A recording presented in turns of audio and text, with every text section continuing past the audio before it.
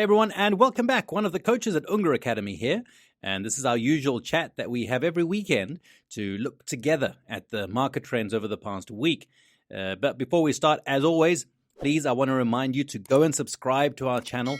Go and click on that little notification bell, and please go and leave us a like to this video as well. We really appreciate it. Thank you so much.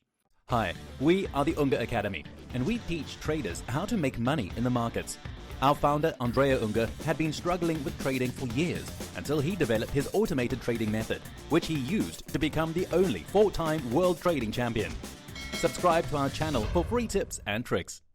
All right, so it hasn't been a particularly busy week in the markets except for one particular asset class, energy. As for equity futures, we see negative movements compared to the last week, but they aren't particularly significant. The worst is the mini SP 500 with minus 1.8%. Things look a little better on the European stock exchanges, and we know that they have been outperforming the US market for quite some time.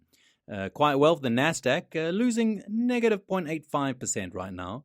The historical volatility of the indexes is at its lowest, so we have low percentile values both in the short and the long term. As far as the bond market is concerned, little to report here. Movements pretty much close to zero. The T-bond is up by 0.07%, so basically unchanged from last week. And so are the other bond futures, the US 10-year bonds and the European 10-year bonds. On the other hand, however, the energy market is showing signs of life. Oil derivatives in particular are rising. Gasoline is up the most with a positive 6.5%, and it's currently approaching November highs. Crude oil still gains 3% this week, and heating oil is up 6.22%. On the other hand, natural gas is performing poorly, and it continues its strong bearish trend. This is now the third week that we've seen double-digit negative returns for this market, and we see that we've got a negative 10.36% this week. And not much to say about the metal sector except for a negative 4.5% in platinum. However, the other metals are continuing to perform well. Silver, that's up almost 30% on a 3-month basis. We see 27% up for copper. However, this week, as you can see, they've moved very little. The whole meat market was negative this week. Lean hogs performed the worst with negative 2.63%. It's been showing a decidedly negative trend for several weeks, as the other meat-related futures. Regarding the soft commodities, we've got cotton at plus 4%, although it doesn't seem to have taken any real direction. It appears to be consolidating within this trading range. And then we have a slight rebound in coffee, which had lost a lot in the last few months, and this week it gains 2%.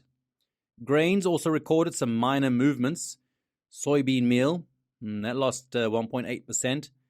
Returns, that's not that significant. In the foreign exchange market, we're seeing a recovery in the US dollar against all other currencies except for the British pound, which is up by 1% this week.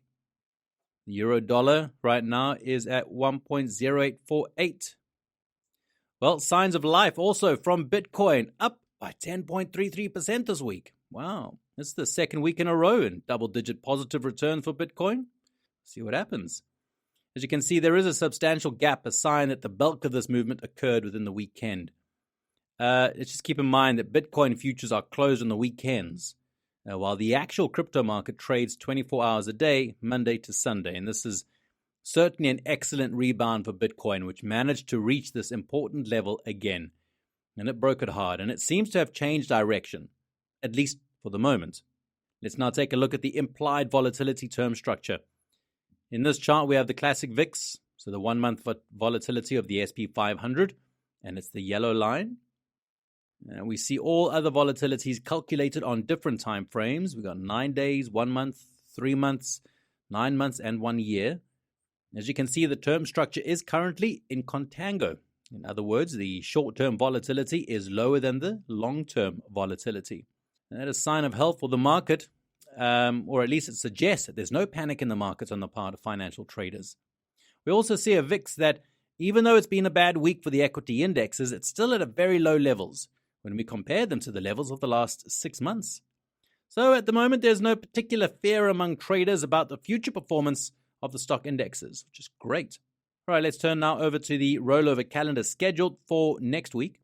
It starts on January 23rd with the rollover on the natural gas future.